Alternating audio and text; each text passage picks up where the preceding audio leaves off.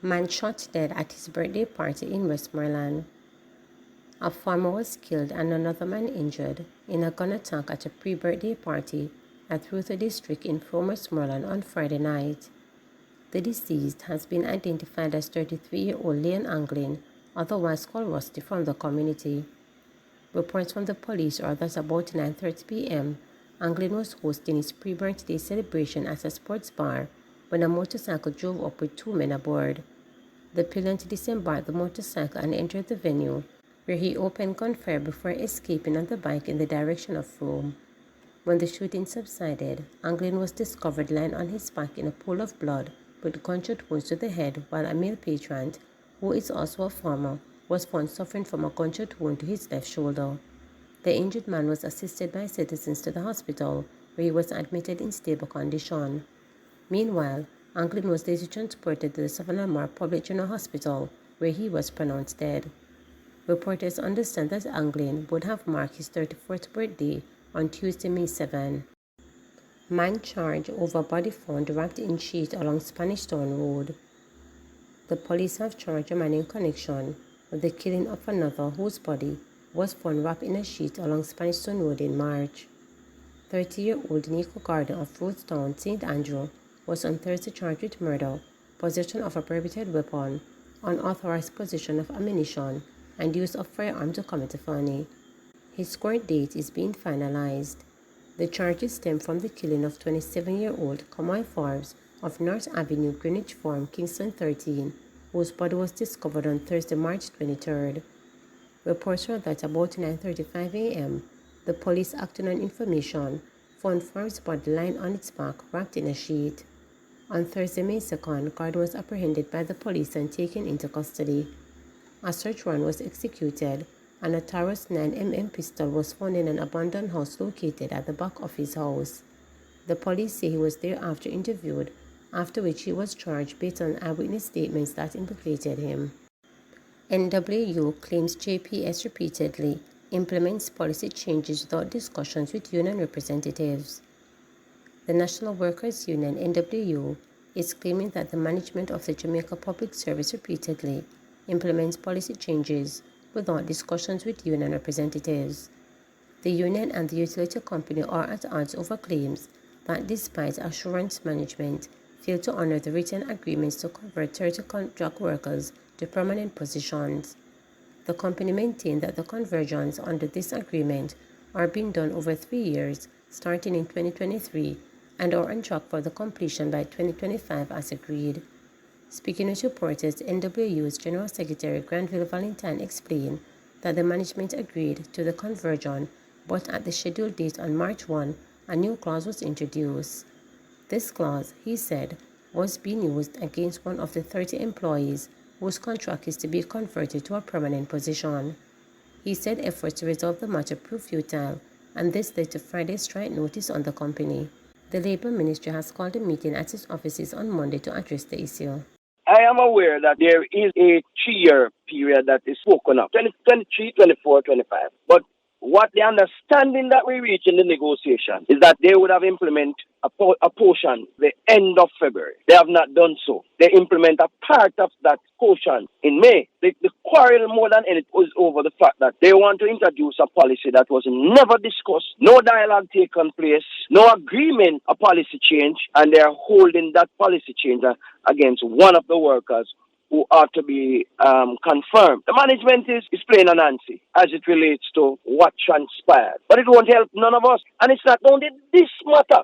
There are a number of other issues that we are dealing with now where they want to impose change without dialogue. And in the collective bargaining plan, any change that has to do with the working condition or has to do with a contractual agreement already signed, you must have dialogue. You must negotiate. Management nor union has no right to impose a change without dialogue and agreement. Financial giant dies. Randal Campbell, an entrepreneur highly regarded as the man who safely navigated Capital and Credit Merchant Bank through Jamaica's most perilous financial sector crisis in the 1990s, passed late Friday night. He was 81. The cause of Campbell's death was not immediately available, however. Reporters learned that he passed at University Hospital of the West Indies near midnight after ailing for a short while. Campbell, who marked his birthday in February, was named the Jamaica Observer Business Leader for 2005 at the awards ceremony held on Wednesday, April 19, 2006. On Saturday, former Observer business editor Moses Jackson, who conceptualized the awards and oversaw Campbell's selection, paid tribute to the man who, in 2008, was invested with the National Honor Commander of the Order of Distinction by the Jamaican government. Randal was among the first wave of black Jamaicans who were able to unmove from the middle-class complacency enabled by the education and break into the risk-taking arena of big business, Jackson stated. As a deep rural boy, the apex of his ambition was being a teacher, which he achieved having graduated from Michael Jackson added.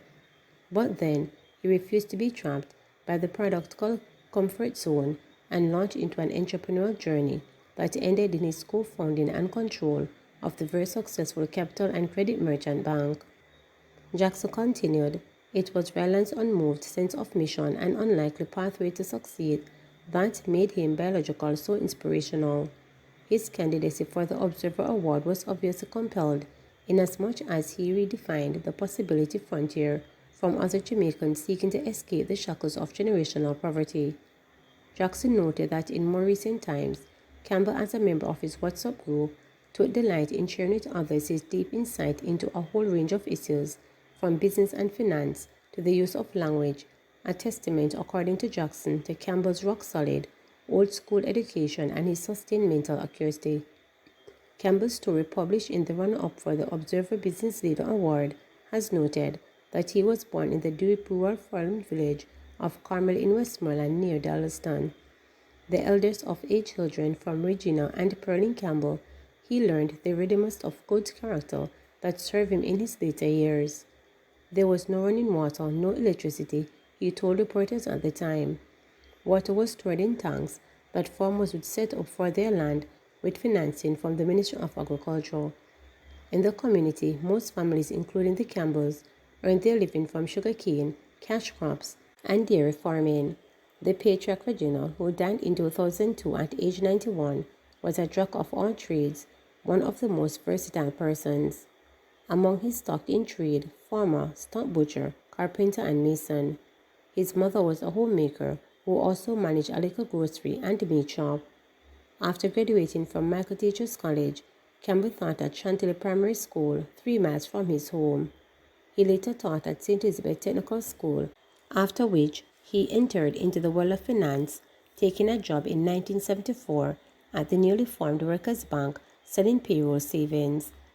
At Workers, he raced up the corporate ladder from business development representative to officer to be in charge of the program in 1978. In 1979, Workers opened a bank at Black River, and the general manager, Williams, offered Campbell the job as manager. In 1983, he joined Citizens Bank as general manager for the Trust and Merchant Bank. Later, he became assistant general manager for credit administration at the bank, while remaining managing director of the trust company. In 1993, when Tower Merchant and Trust Bank was placed into receivership, Campbell was part of the group that invested in rescuing the business through a vehicle called Capital and Credit Holding. The business, he recalled, was successful from day one, and from the year 2005, the Capital and Credit Group, of which Campbell was executive chairman and principal shareholder, posted net figure of $1.16 billion, a 34% improvement over the $864 million earned in 2004. In 2014, Campbell was appointed by the government as toll regulator, replacing Dunbar McFarlane, who had resigned. He was also a director of a number of private companies, including Pharmaceutical Distribution Carmed Limited. In April 2012, Campbell presided over Capital and Credit's annual general meeting for the last time ahead of the company's merger with JMMB. Please remember to subscribe, like, share, and click the notification bell for daily updates.